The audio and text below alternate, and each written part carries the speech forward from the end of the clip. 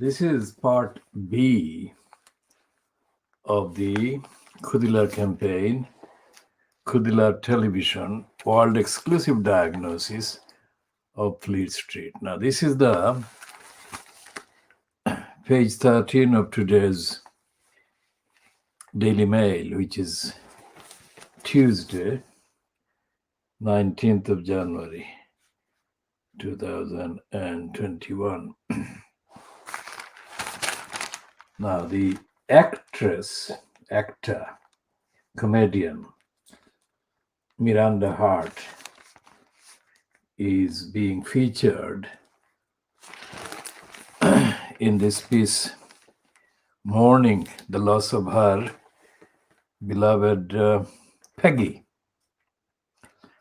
about whom she had already published a book, Peggy and Me.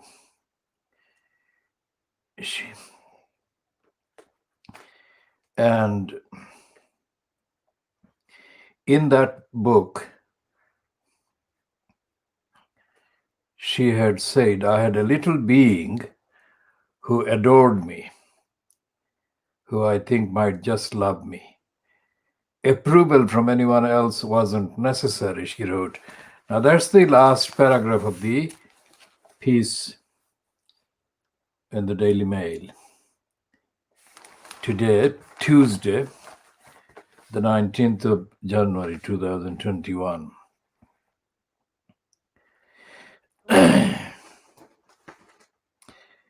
And it is almost all of it is about how other people kind of recognized Peggy, and Peggy had very positive messages on the social media. And they're saying here that she had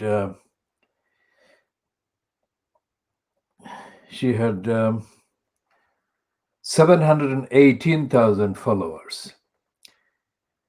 And I think they're referring to her Instagram account, not her Twitter account, because the Twitter account in her name that we have checked today has got more than 1 million followers listed.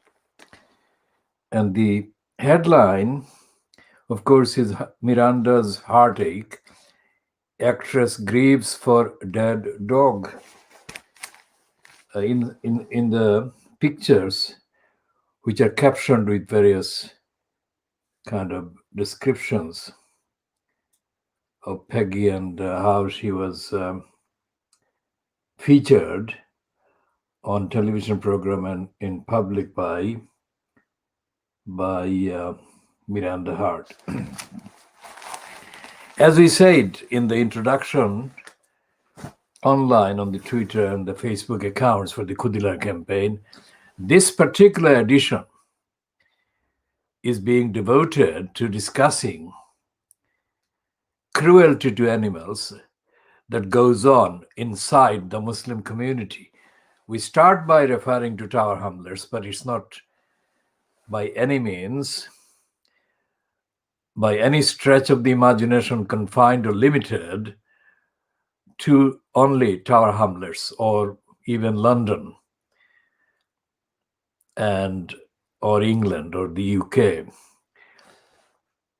Anyone familiar with our publications, campaigning publications and commentary, including this KhoodeelaarTV channel, which we have started only a few months ago, would be able to recall that we have made exclusive, very urgent claims about cruelty to animals that goes on inside the Muslim communities across the world. Our campaign has not, of course, physically visited most of the Muslim countries, but all kinds of evidence confirm the finding that Muslims, and we shall come to why we are focusing on Muslims in this one, are failing or neglecting the duty to be kind, compassionate, caring, very caring to animals. Now, in the various oral kind of traditions that have been passed on from generations about the Prophet of Islam being very fond of cats, it is established fact that that is what he is believed and that is what he was. He was very fond of cats. But astonishingly, there is nothing accessible in a situation like this, where physical kind of access or physical kind of checking of printed books and documents is more difficult now in the pandemic than it would be the case without pandemic, or in a situation where there was no infection or threat of infection. But even before the pandemic restrictions, it was very hard, it was impossible to find anything of substance apart from that original line about the Prophet, peace be on him, being very fond of cats. Otherwise, there is hardly any way to find out anything much about the impact of that and implication of that. And I say this because in the Muslim community, it is part of the religious culture, the culture based on the particular faith, that anything the Prophet of Islam, peace be on him, did becomes very, very much part of the observance by the believers. So if the cat image or the cat symbol or the cat factor is related to the Prophet as being one that the Prophet was very fond of, then it becomes absolutely compulsory for Muslims to follow the Prophet's respect and love of cats. But that is not the case in most of the Muslim communities. I mean, the populations that are spread across the world. And this statement is an updated version of statements that, to the same effect, I have made on this program and as part of the publications and the campaigns. There is no mention in the Muslim conversation, and I can refer to the most highly promoted kind of outlets that profit from the business of reaching the Muslim population or Muslim viewers or listeners or readers. The number of viewers is higher than the number of readers because of the actual lack of literacy among the Muslims. The lack of literacy is higher among Muslims than among counterparts from the, let's say, in the context of the subcontinent, people from the Sikh faith or the Hindu faiths, or the Jain faith or others. And this is something that is a fact. And one of the unbelievable parts of the Muslim culture, religious culture, that I know is the mysterious emphasis on reciting the Holy Quran. That's it, reciting the Quran, not translating, not understanding. So a lot of the contents of the Quran, Holy Quran, most of it, in fact, is not understood by most Muslims who do not know the Arabic language and who do not get the requisite access to the translation or interpretations.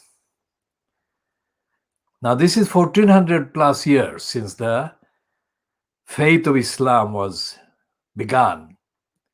How is it that this completely mysterious recitation of the Quran is being treated as being observing the Quran? This is not the same. It's complete in terms of knowledge and cognition. It's total mystery, land of darkness. So the resources, the materials that do exist, extensive materials that do exist about the life of the Prophet, peace be on him, are mainly in the Arabic language. They have to be by definition. And so therefore they are inaccessible to most Muslims who neither speak nor read the Arabic language. The Arabic language of the standard necessary to understand the texts that are originally in the Arabic. And in the Muslim countries or the Muslim majority countries or Muslim majority populations or communities, there is no culture that even talks about this. In fact, one reason may be linked with the fact that the equivalence of the, let's say, what is known as the priests in the Christian kind of language, the equivalence of the priests operating within the Muslim community or communities or populations stand to lose a lot of their business if the majority of the Muslim population had accessible knowledge of the Arabic language to understand the contents of the Quran, Holy Quran, and the other writings about the life of the Prophet. The life of the Prophet and also the lives of the followers, the closest followers, the four caliphs and also their followers, and so on. And most of the work about the first, let's say, 100 years of Islam were very much, by definition, very much in Arabic, and they remain so. And the priests, one group, and the other group is kind of numerically smaller than the priests, but the other group, although different from the priests, let's say the speakers, I would call the lecturers, they too have a business interest vested in the perpetuation of ignorance by the majority, the masses of the Muslims, now in excess of 1 billion people across the world. So the most of the 1 billion plus people who practice or are categorized as Muslims are in ignorance of the texts of Islam, except when the texts concerned are retailed to them, selected texts are retailed to them by the priests and the lecturers. And in the overwhelming majority of the evidence that I have experience of, there is no mention, let alone serious mention and advocacy for the rights of animals generally, and the rights of the cats in particular. So, that is the updated version of the statement of fact that we have been making, and we shall be continuing to update. Against that background, let's look at our hamlets. Bearded persons in the Muslim community, the bearded man, this is part of the actual habit of the Muslim culture, religious culture. Bearded men are treated with extra specific kind of regard, let's say, put it in the English language. Because the Prophet of Islam, peace be on him, is said to have had a beard. Remember what I said about the general kind of practice. Anything that is believed to have been practiced by the Prophet of Islam is treated as worthy of practice by Muslims. So if he had a beard, then anyone with a beard, prima facie, on the face of it, is seen and regarded as worthy of respect for that reason. So much so that during 1971, when the then Pakistan military carried out literally thousands of attacks on homes of people in then East Pakistan, which is now Bangladesh.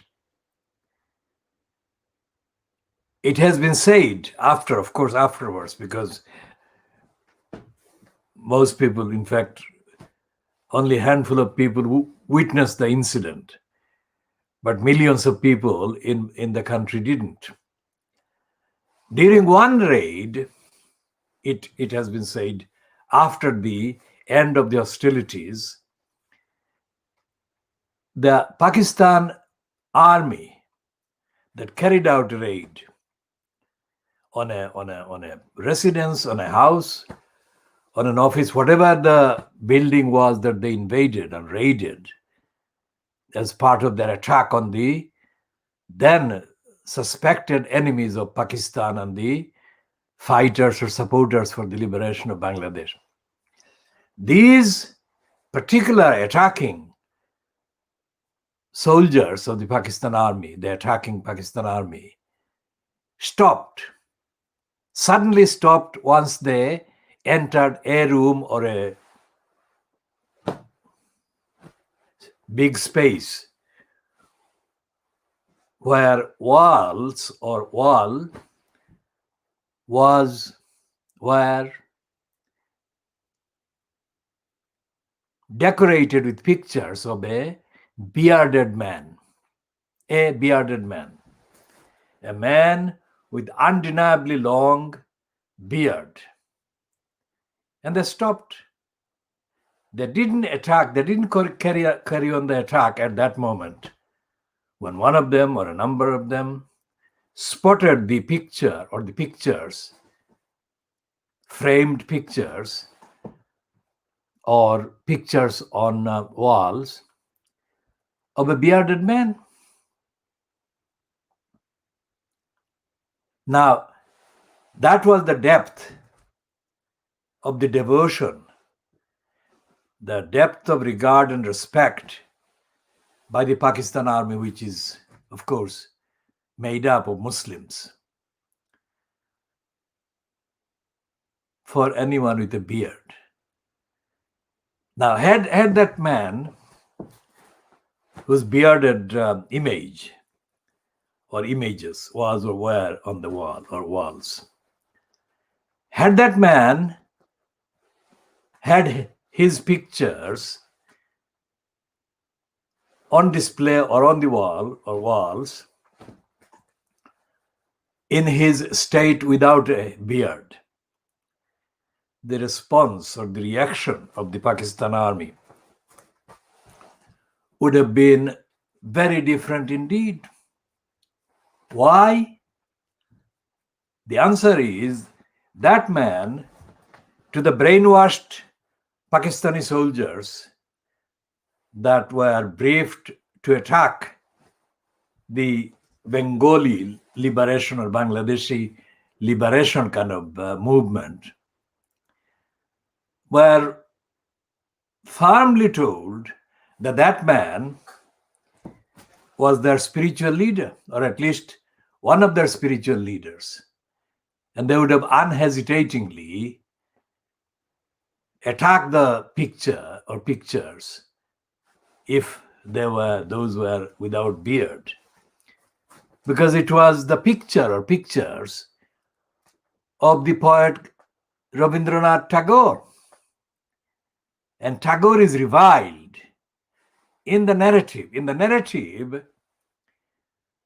for anti-Bangladeshi kind of narrative, let's say, or anti-East Pakistan narrative. The narrative is based on hostilities between the idea of Pakistan and the idea of India, Hindus and Muslims. The idea of Rabindranath Tagore being revered by Pakistan is even now anathema. But on that occasion, during 1971, because of the beard, even the Pakistani soldiers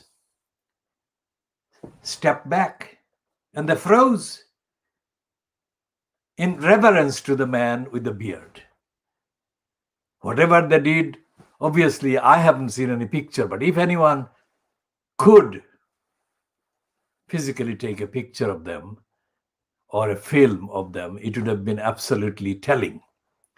But even without the picture, even without the film, the point I'm making, I hope, is quite clear. That the beard, or the man with a beard, or a man with a beard, or man with beards are revered, additionally revered among most Muslims because of the fact that the Prophet of Islam, peace be on him, had a beard. Now, most Muslims that I know and I have known of various ages, adults, because a beard can only be worn by a person who can grow beard, and they cannot be children. So the adults that I have seen of various ages with beard are absolute criminals. Not all of them, but many of the criminals I have seen, Muslim criminals, are criminals who wear a beard.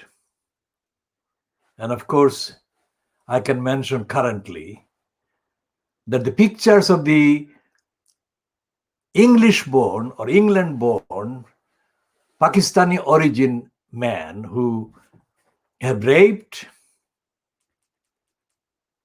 and prostituted and pimped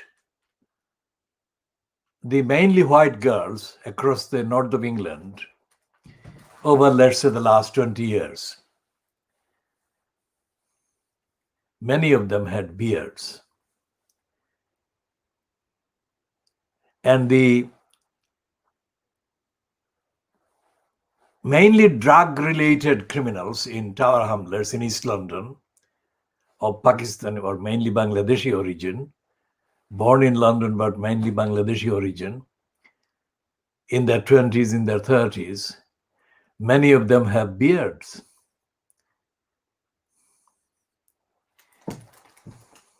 So what they're doing with the beard internally within themselves is of course not known. But what is known is that the presence of the beard on their faces can be related to the fact that they think it's a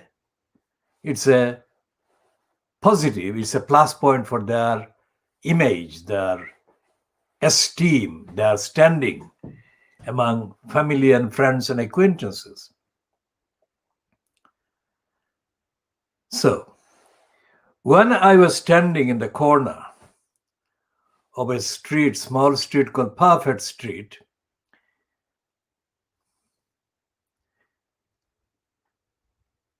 and the street around the back of the East London Mosque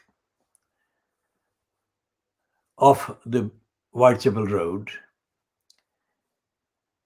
I was standing there intentionally. I was standing still because I was waiting for a cat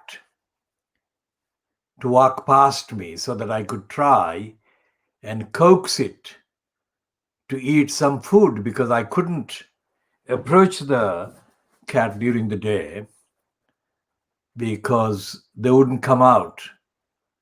And the reason they wouldn't come out is to do with the fact that people in that street and around the vicinity of the East London Mosque complex on the Whitechapel Road, mainly Muslim people, were kind of threatening, intimidating, and harassing cats if they saw them. And so I was standing on the corner of Philgate Street and Perfect Street between, say, 10 o'clock and midnight. That is the time that I had to choose, assuming that that would be the quietest time for those cats that were hungry in that corner, in that part, to come out. And usually I would leave the food on a hardboard or something on the street in the corner, in a relatively safe place, safe from the brazenly disrespectful or disrespectfully walking passers-by. So a man appeared. I was standing on the northern end, obviously, of Perfect Street and Philgate Street, the junction. And a man came from the south. He probably came from the Commercial Road side or one of the other streets. And he was wearing a cloth cap and he had a beard. And he happened to be somebody that I had an acquaintance of because of the local area being populated by him and myself. And we saw each other more than once. And I knew roughly who he was. I cannot recall the name now, but I knew him as one of the local people who also used to go to the East London Mosque for the congregation prayers. So when this man appeared, a cat was just about to cross the road, and look for the food.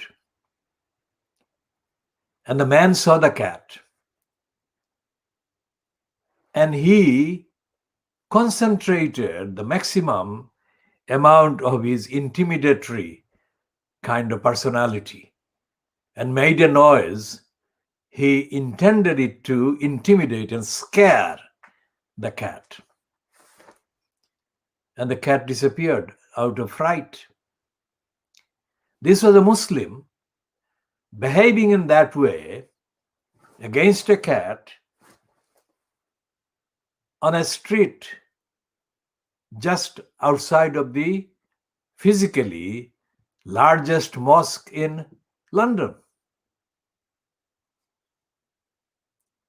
So I stopped him. I said, "Why did you do that?" He gave a stupid kind of response of idiotic laughter. I said, "Did you not know that the cat would be scared?" I think I should have said, "You scared him, you evil bastard," or something. But I didn't, because I knew him, and I didn't want to divert the focus, because that would be personal, not about the cat. So I said, "Did you not know that the cat would be scared? And why did you do that?" And the man looked for excuses, any excuse to get away. And he did. I could have held him physically and had a conversation, longer conversation, but I didn't. But that's the experience. There is one experience there. And it typifies the behavior of bearded Muslim with a cap, behaving with wanton aggression against an innocent cat out in the street in the middle of the night or late in the evening looking for food.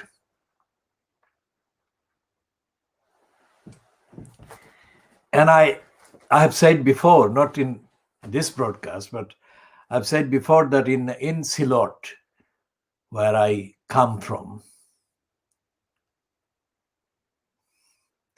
cats are treated with regular cruelty by families, people, children.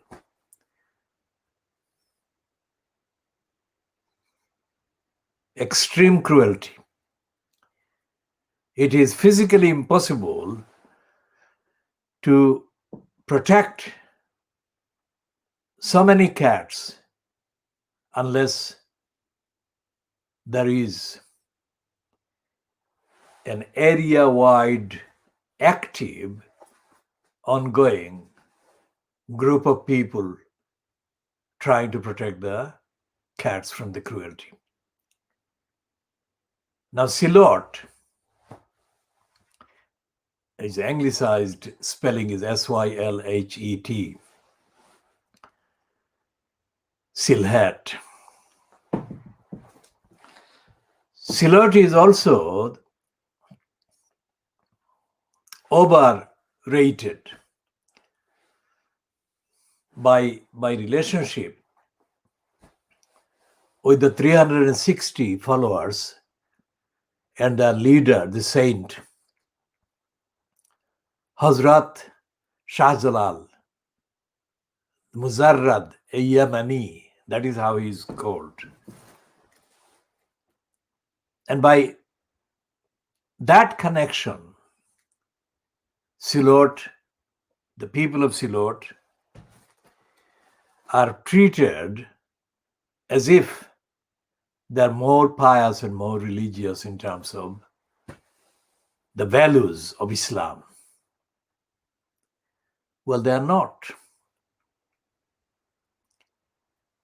And from the village to the city, to the town, and in the middle of the street, there is no culture in Silot that actively encourages learning and education about the basics of compassion kindness, tolerance, based on the teachings of the Prophet, peace be on him, and the teachings of the Quran. And this is why most of the people in the London borough of Tower Hamlets, who for historic reasons come from Sylhet, and most of the people from Bangladesh in the UK, the majority until the recent arrival from the people from the former EU, especially from Italy, most of the people in the UK, the Bangladeshi people, are Sylheti speakers. And they have kind of commercially motivated or profit motivated organizations under the banners of Sylhet this, Sylhet that, whatever. But the main theme, the main narrative, the main agenda among those groups and organizations are not only not about teaching the values of compassion, kindness to cats in particular, but they are not even about the actual tolerance of others in the community, other human beings in the community. So that a deep, dark kind of backwardness, a kind of jahiliyat, a kind of ignorance that existed before the arrival of the Prophet and the revelation of the Quran in what is now Saudi Arabia. The Muslim people's behavior is not, among the Muslims themselves, enlightened. Not enlightened by education and learning, even as based on the teachings of the Prophet and the Quran. So anyone who says that Muslims are radical and whatever is not only a double jahil and double ignorant moron, but they are committing a very serious crime against humanity and against the environment, against society. The ignorance of the Muslims is overwhelming everywhere in the Muslim majority populations. Despite the fact that the Western media, the Fleet Street in particular, of course, leads the way when it comes to Turkish current president Erdogan, or the long-standing politician in Malaysia, Mahathir Mohamad. They paint Mahathir Mohamad with such exaggerated connection with Islamic fundamentalism and this and that, which is absolutely unsubstantiated. Mahathir Mohamad is not a practitioner of Islam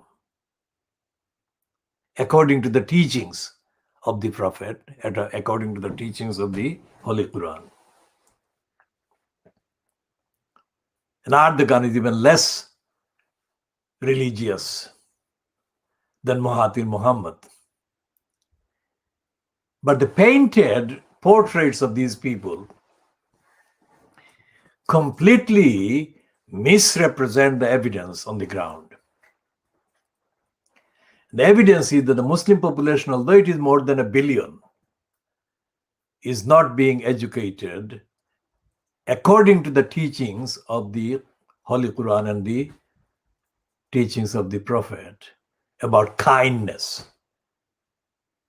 about generosity, about compassion. Nothing to do with the ideologies, left and right and radical and all that.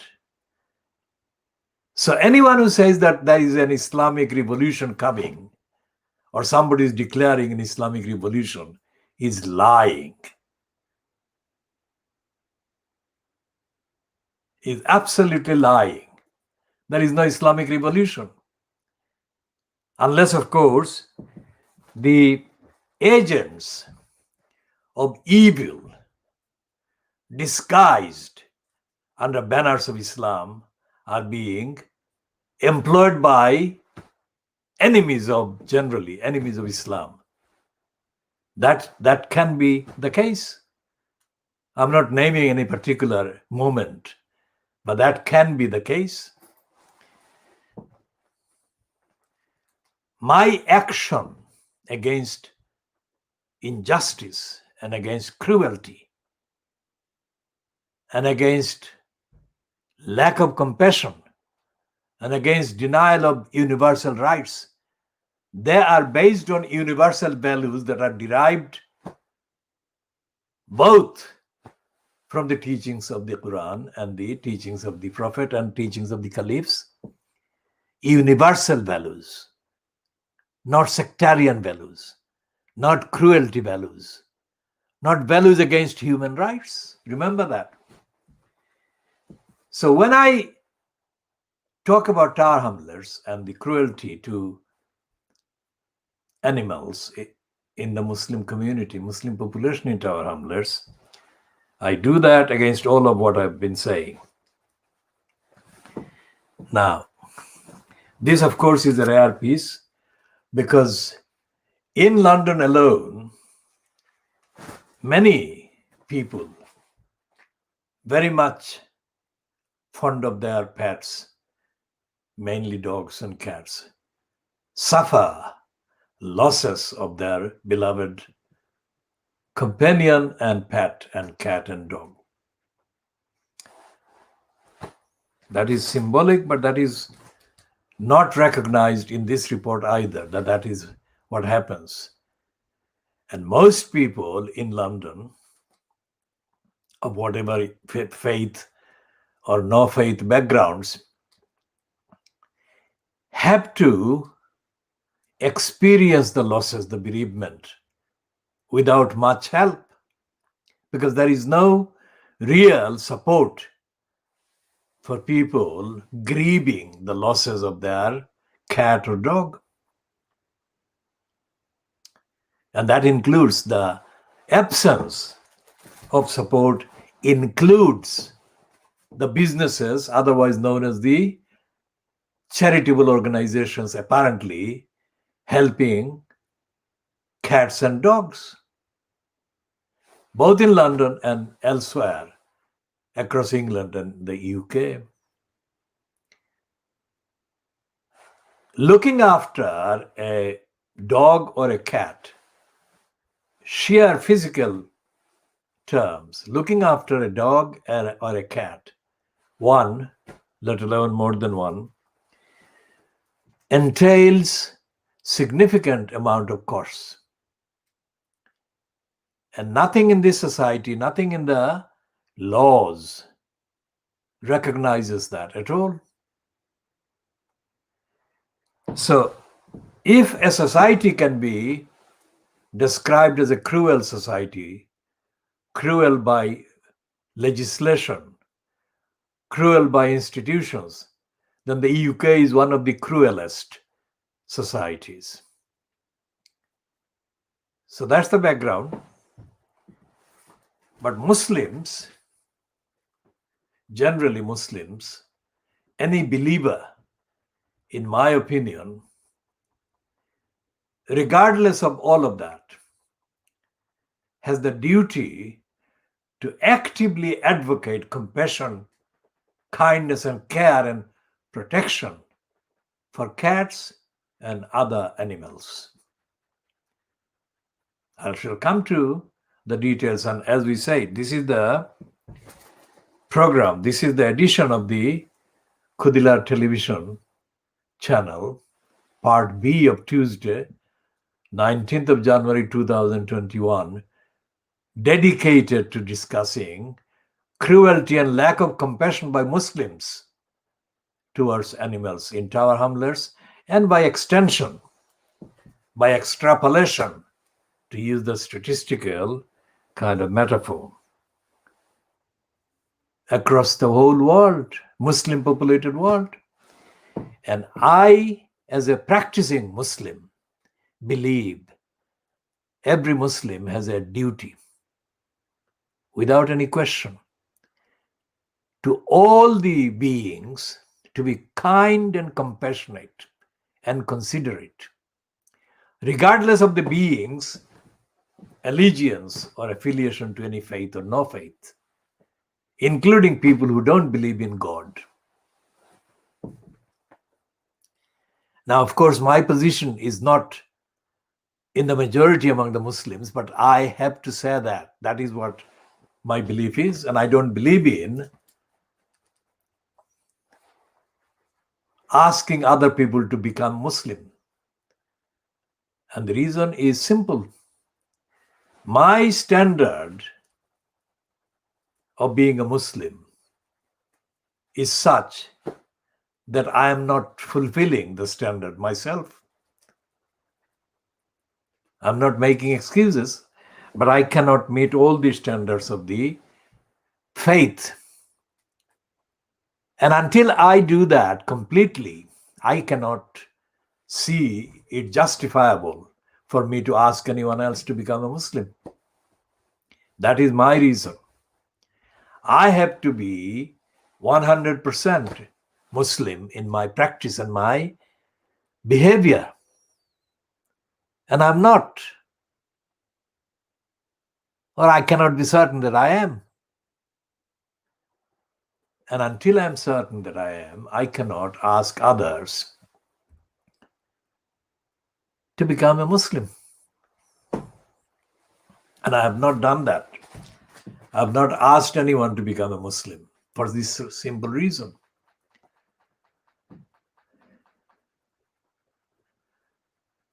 I have seen people in Tower Hamlets, in the streets of Tower Hamlets, approaching mainly white people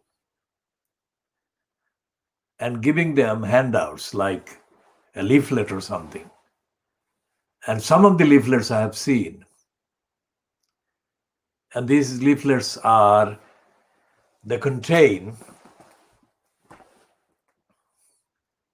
they contain missionary statements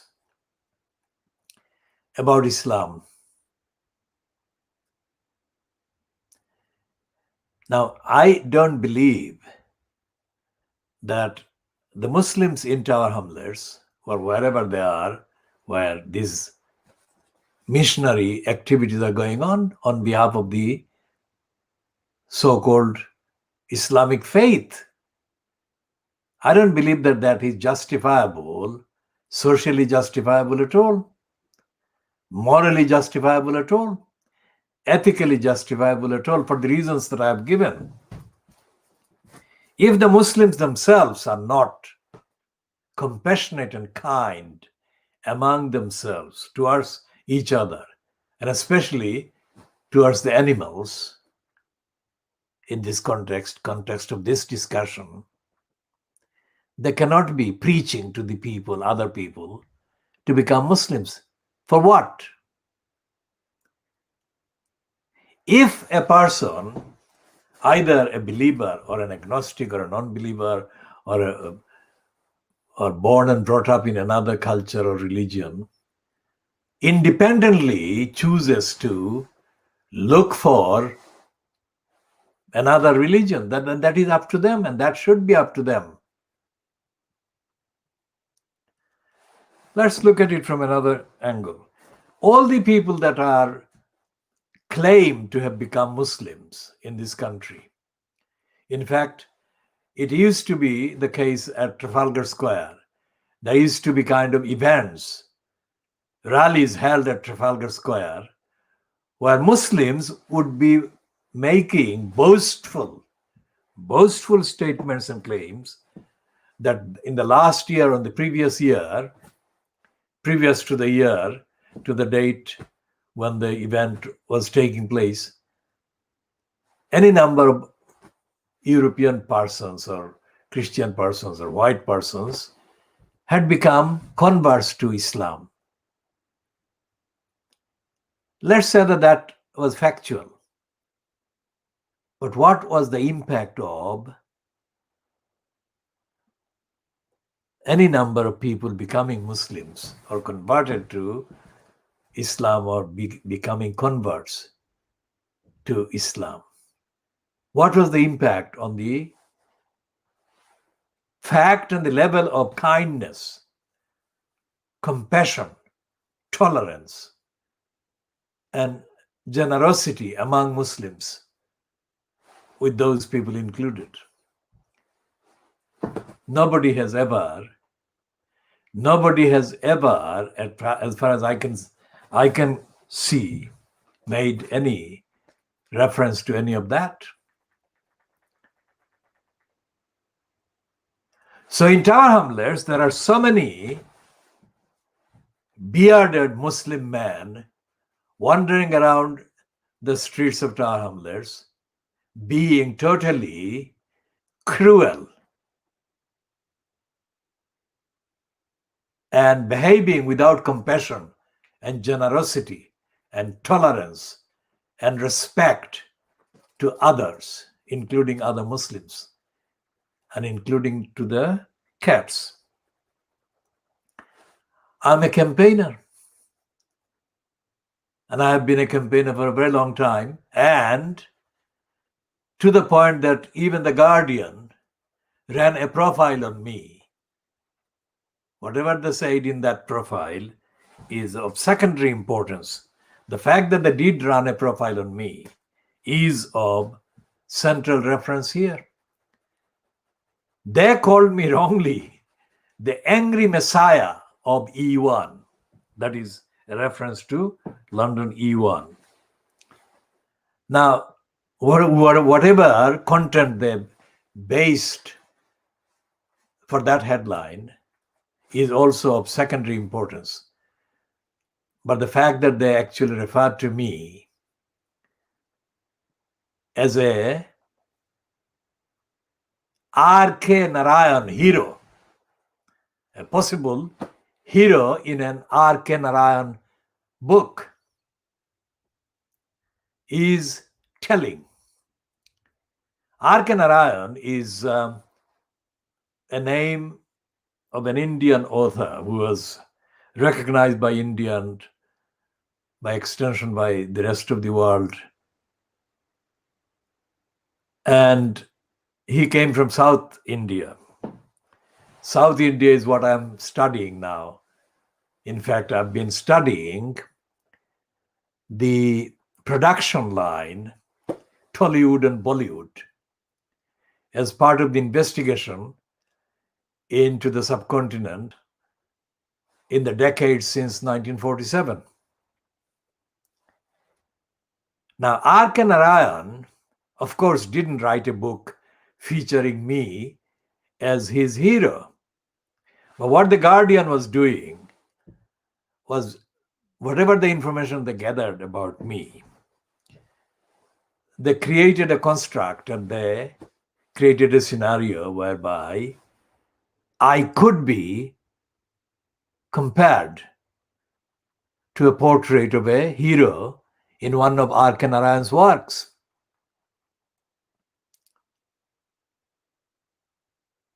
And what they didn't, of course, follow up by describing was the events that they actually must have thought before writing that headline. And I shall be doing updates on that, The Guardian, and their backwardness and jahiliyat and their ignorance. But the fact that they called me or likened me to a hero in an R.K. Narayan work of fiction is unique. And that actually sums up the whole lot of work that they had understood up to that point I had been doing. Most of my work, in fact, all of my political work, is straightforward work. It's very different from being angry. I'm outraged and morally outraged and all the rest of it. But it's not angry like I'm screaming while standing in the corner of a street. I have been known to have made effective and consistent and kind of, in terms of the attention the people got, paid to my statements, making coherent speeches, not angry messiah. And I didn't arrive from some kind of mythical background. Everything I'm doing in defending the community in and from East London is based on the evidence in front of me. And the cruelty that Muslims show against cats is particularly outrageous and must be exposed for the sake of the Muslims themselves and for the sake of society. As I said, I take it as my duty to be kind in my pursuit and in my narrative, in my agenda, and generous. And I believe that everyone else should be generally, and especially I believe that every Muslim should be, with the exceptions of those Muslims who are challenged by reasons of health and other unavoidable obstructions. So, what am I talking about? I'm talking about a bearded, at least a number of bearded men conspiring. Bearded men based in Tower Hamlets, engaging in serial conspiracies to cause distress to animals. That's what I'm talking about. To cause distress to cats in particular. Anyone watching this program over the last few months would have come across a phrase, the attack on the kitten's house in Brick Lane. The attack on the kitten's house refers to three cats who are all collectively called kittens, because I call all cats of all ages kittens, because they are that delicate and that much vulnerable. And being kittens creates an image of delicate, vulnerable fragility and absolute dependence for help, protection.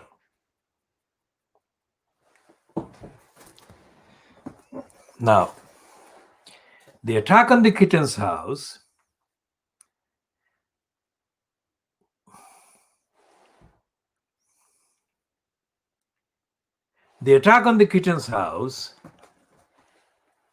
refers to a series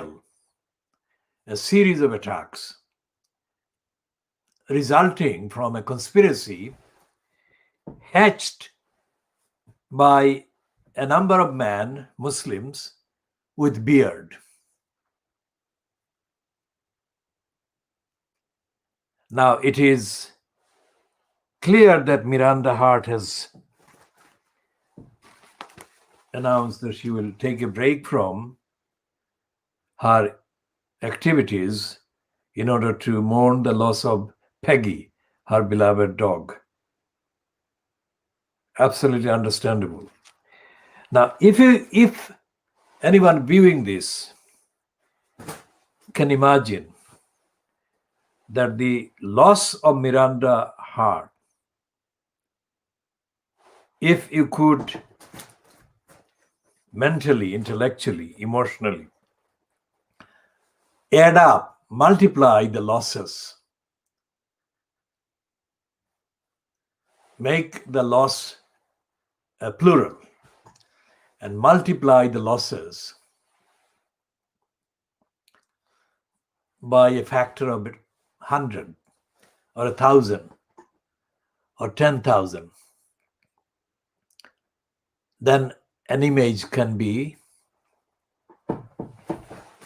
perceived.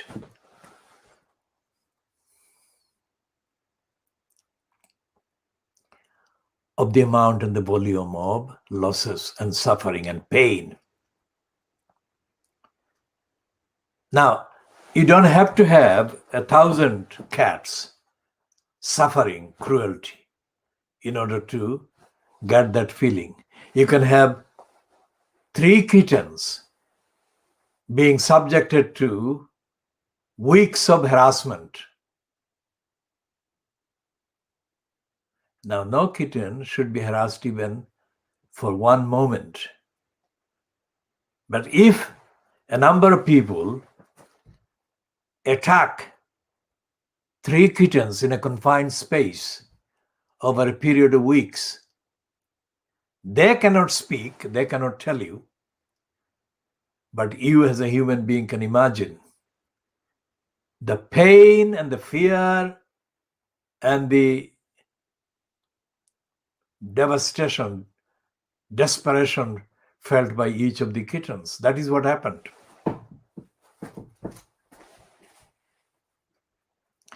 Three bearded Muslims men conspired to ask a gang of white racists to carry out an attack over a period of weeks.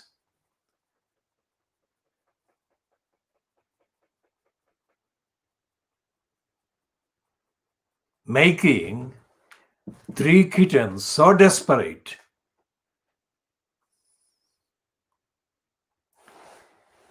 that they could not be found for several days.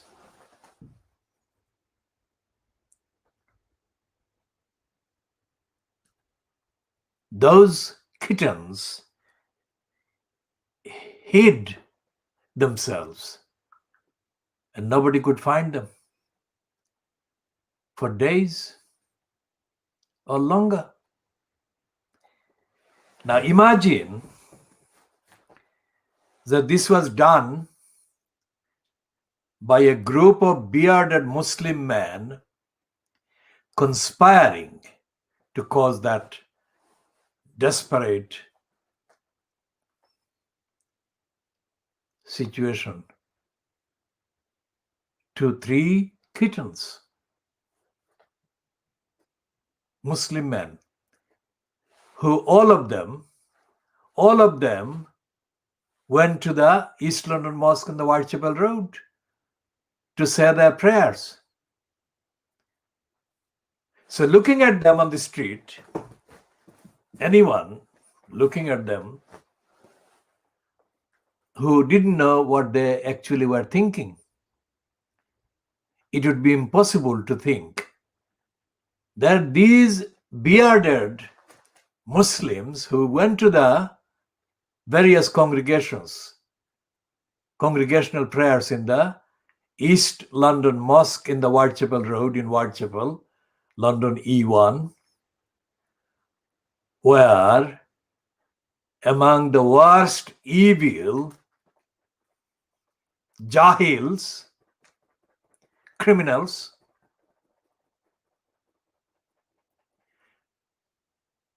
conspiring to cause hardship of indescribable proportion and magnitude to 3 kittens.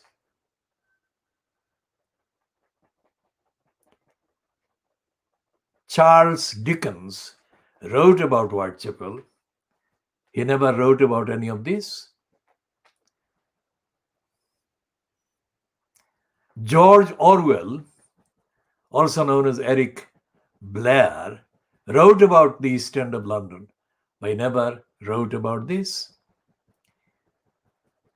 He could never have written about this because neither Charles Dickens nor George Orwell wrote about the times when there were Muslims in the East End of London.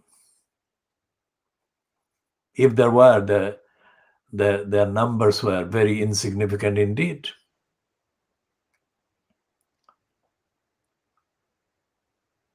So these Muslims that conspired to cause hardship, grievous hardship to the three kittens, belong to an organization called the Spitalfield Small Business Association, which is still there in existence and is situated, its office is in the Greater X Street, which is literally yards from the entrance to the East London Mosque on the southern side of the Commercial Road.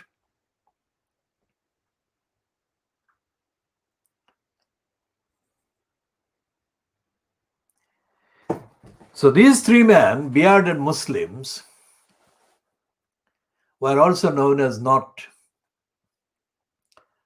kind of in the habit of drinking alcohol as part of their faith, that is called teetotal. Teetotal. They were performing the prayers, congregations, and speaking in apparently moderate language, Siloti language, because that is what they mainly spoke. But in their hearts, they were carrying an evil criminal plot of satanic proportions to cause maximum suffering to three kittens in Brick Lane.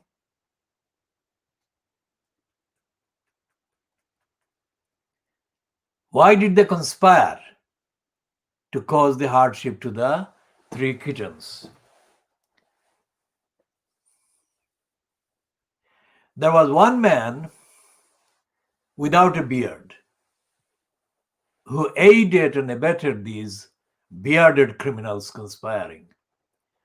So the non-bearded quote Muslim who goes to the Brick Lane Mosque on Fridays, when it was not the pandemic, to say the Friday prayer.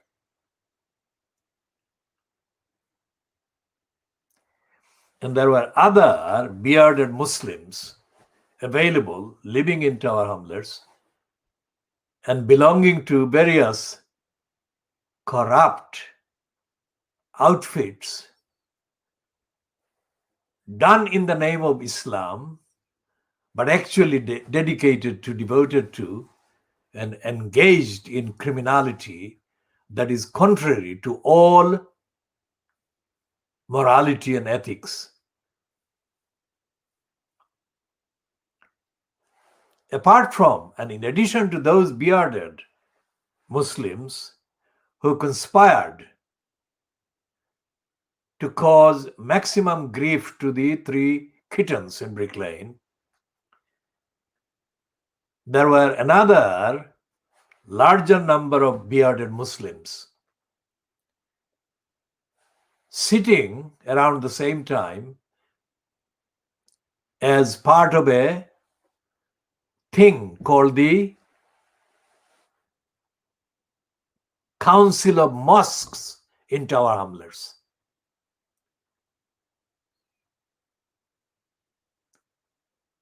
Now, at one of the meetings held in October 2012,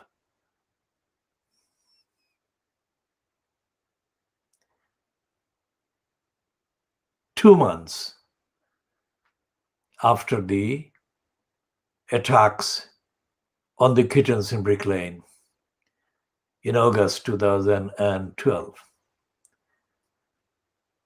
that collection called the Tower Hamlets Council of Mosques was told in writing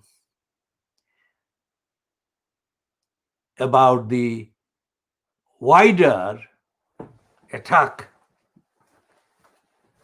that the first bearded Muslims conspired to happen. And that Council of Mosques bearded members at their meeting in October 2012, discussed the communication that had been told about. And one of them, who is an employee of Tower Hamlets Council, also a bearded man,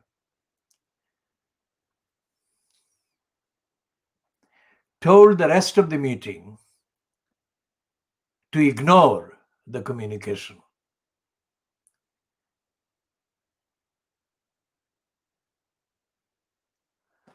They didn't give any reason, and they didn't cite any tradition or sayings of the Prophet, peace be on him. They just said that ignore that communication, in the knowledge that the communication referred to the behavior of the then incumbent in the corrupt post of elected mayor in the name of Tower Hamlets, Lutfur Rahman.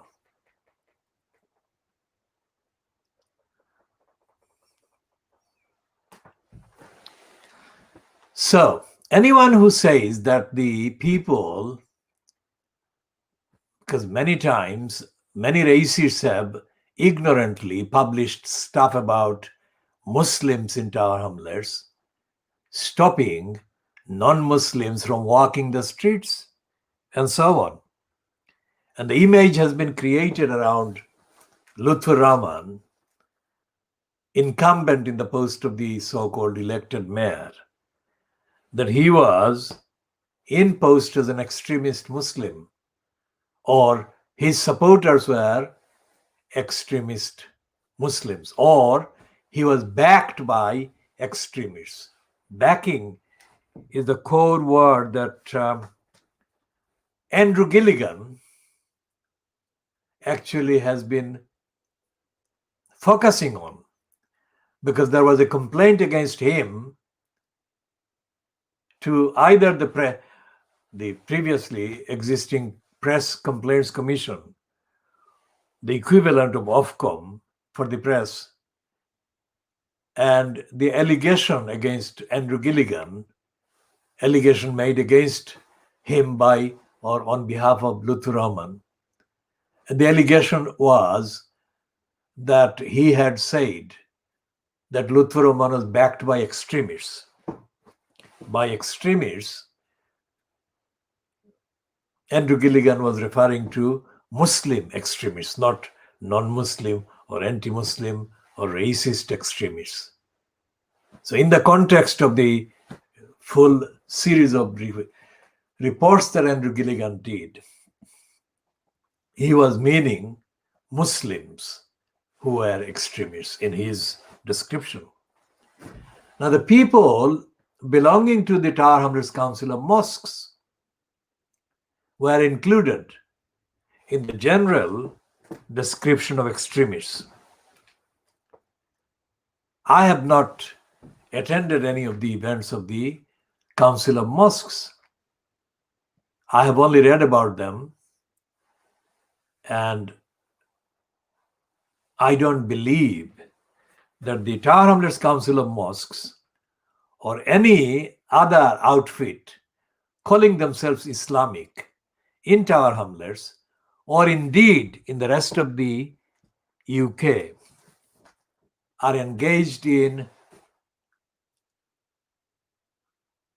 advocating compassion, kindness, generosity in the context of the Quran and the teachings of the Prophet or the four caliphs.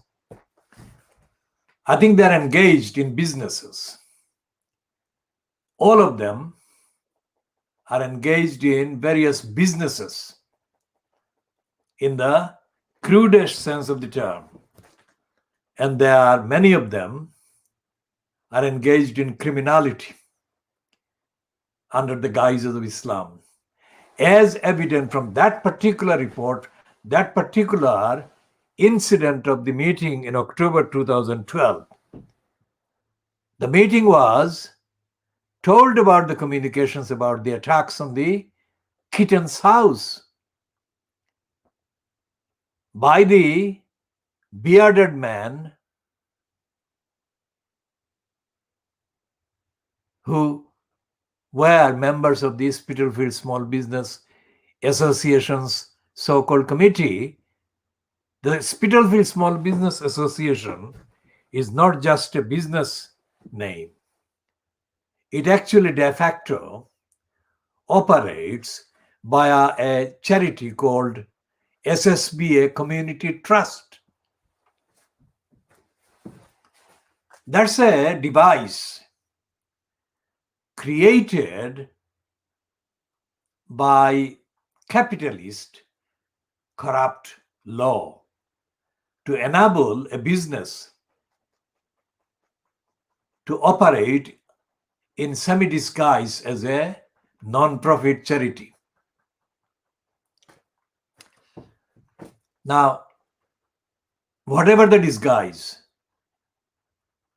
the stark evidence is that these criminals conspired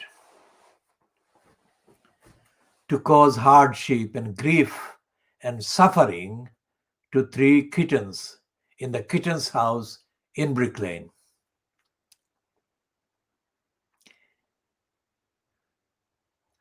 And these criminals aided and abetted the agenda of other criminals who are not, in terms of faith, not Muslims, and are racists, and they too wanted to attack the 3 kittens. And those 2 groups hired a gang of 5 white males to carry out the attack.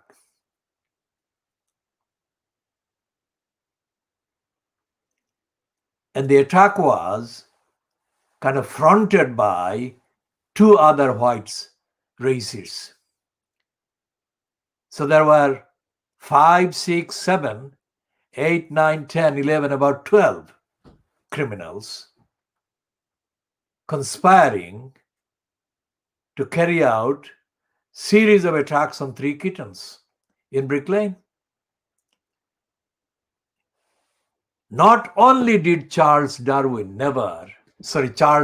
Dickens, if I said Darwin, that was a mistake. It was Charles Dickens, the novelist, that I intended to refer to. Those being ancient names, Dickens and Darwin being 2 very often recited or cited names, are capable of getting confused. It was Charles Dickens, the novelist, that I intended to refer to. Now, Charles Dickens and George Orwell both wrote about what is now Tower Hamlets, the East End of London, but none of them could begin to write about this. So what we are going to do, this edition being the first one of this scale, we are going to write the books that Dickens and Orwell would have write to give the flavor, or rather the facts of the cruelty. This is no fiction. This is 100% fact, evidence, contextually shared about cruelty among Muslims, lack of compassion about Muslims in Tower Hamlets and the rest of the world. Because when the man, that is one of the decorations he has been given, is as the national poet of Bangladesh, Qazi Nazrul Islam, the rebel poet. When he wrote some of the poetry, he was denounced by the priests among Muslims as being anti-Muslim, anti-Islam. Of course he wasn't. He was, whatever he wrote that actually provoked the condemnation by the priests. Qazi Nazrul Islam, in his poetry, referring to any aspect, any concept, any content of Islam, was doing what the very original reason for Islam being revealed, the Quran being revealed, addressed: to let light be there and let darkness end. The age of darkness is known among Muslims by the Arabic phrase, Ayyam-e-Jahiliyat. The age of darkness is the constant challenge for all believing Muslims. Age of darkness among other Muslims. I totally disagree with the missionary idea of asking other people to become Muslims. Other people, that is, people who are not either by birth or by upbringing Muslims, to become Muslims. What Muslims have the duty to practice is enlightenment in every respect. Let there be light. When I formed the children's group in the village on the east bank of the river Khoodeelaar, that is giving the Siloti pronunciation to what is also known as Kushiara river, that flows as an extension of the mountains, the Everest mountains, and that I believe is a blessing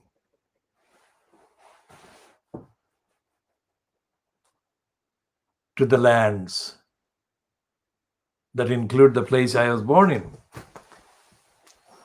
So when I formed the children's organization, I called it Light in the Darkness, or Light in Darkness at that time I was writing in Bengali, so Adare Alo. Light in the Darkness, I called it. So it's not something new. It has been a consistent theme of my actions.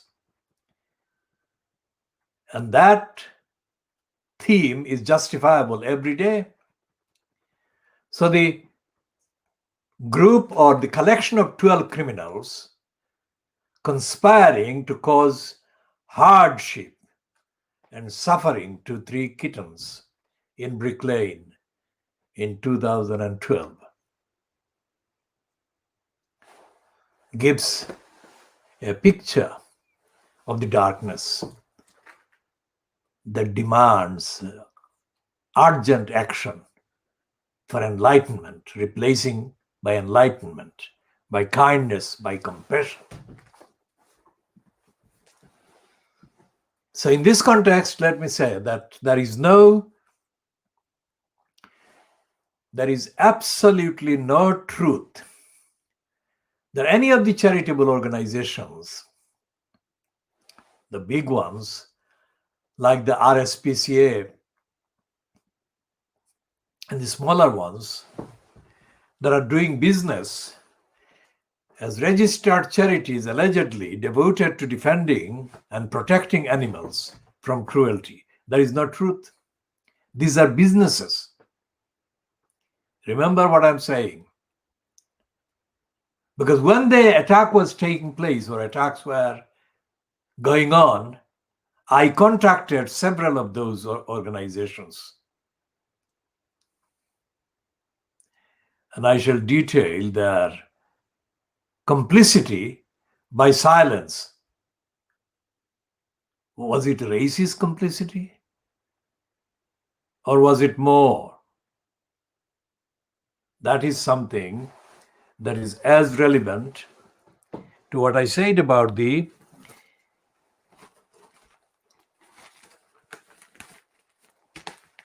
absence of anything by Charles Dickens or George Orwell, because Orwell and Dickens, both of them are overestimated, overstated. They didn't,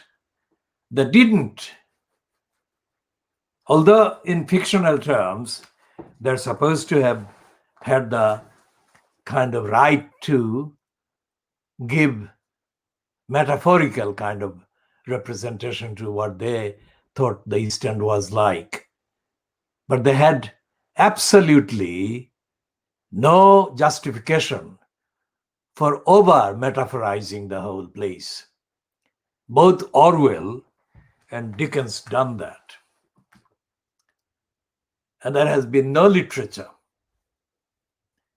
In English literature, there has been no literature, there has been no film, there has been no documentary about real life East End of London, or indeed real life London. Despite the various claims and businesses and profiting from the businesses and claims. So when I talk about the cruelty to 3 kittens by bearded Muslims in Brick Lane, I actually say more than just the Muslims. I say the whole of the great in terms of number, not in terms of the value or the quality. In terms of the greater London population, there is no forum, there is no accountability, and there is no process whereby kindness, compassion, generosity, and tolerance are being actively practiced or argued for or provided for. Which is why the fact that the virus is being misused by Boris Johnson and his cabal as extensions of the propaganda that he and his advisors and his fellow script framers think they must do. That shows that generally, and including people who are not necessarily Muslims, there is a culture dominating the politics of this country that is devoid of any regard for compassion, generosity, real compassion and generosity, which is why Johnson has been neglectful and neglecting the needs of the people most vulnerable to being attacked by the virus. And that is only a continuation of the attitude of neglect and negligence, lack of compassion by the cons and the conservatives to other people being exposed to other illnesses and desperation for treatment and help. In this context, we add the so-called ex-Supreme Court Judge Jonathan Sumption or Sumption. This man is supposed to be full of wisdom, full of enlightenment, full of the highest caliber and quality and brain for morality and ethics. Is not the case. It's not true. And the truth just dropped out of his mouth accidentally. For a whole life, this Jonathan, Samson or Samton, whatever the pronunciation of this criminal's second name is, said to a woman via the BBC that although she has been undergoing treatment for cancer, her life was not as valuable as the lives of others. How can that be? Every life matters. Every life is worth saving. That's the whole secret. That's the whole secret of humanity surviving.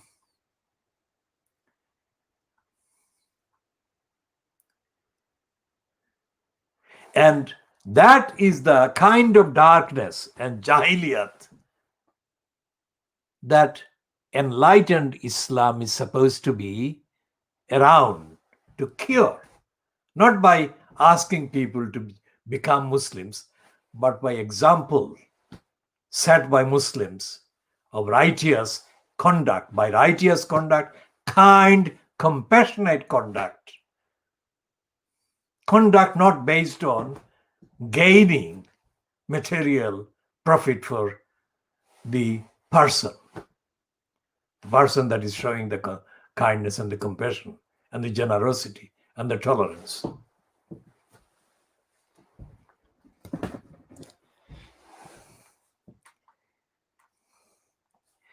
And so therefore we have introduced these three kittens attacked by bearded Muslims.